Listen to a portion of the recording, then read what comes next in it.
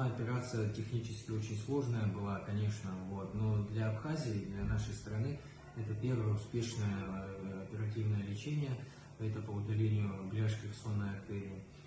Вот. Это была операция более 1,5-2 месяца назад. Вот. Пациентка давно уже дома, выписана. Естественно, после выписки она регулярно наблюдается у нас у сосудистых хирургов и амбулаторного невролога. Эта операция была направлена на то, чтобы пациента не было инсульта в этом бассейне, кровоснабжающего головной мозг, сонной артерии. Для Абхазии это такой, скажем так, большой шаг для уже успешного выполнения дальнейших такого рода операций. Бляшку мы удаляли в сонной артерии, потому что она была, точнее, она суживала просвет сосуда на 90%. А сейчас после операции сужения нет, проходимость хорошая.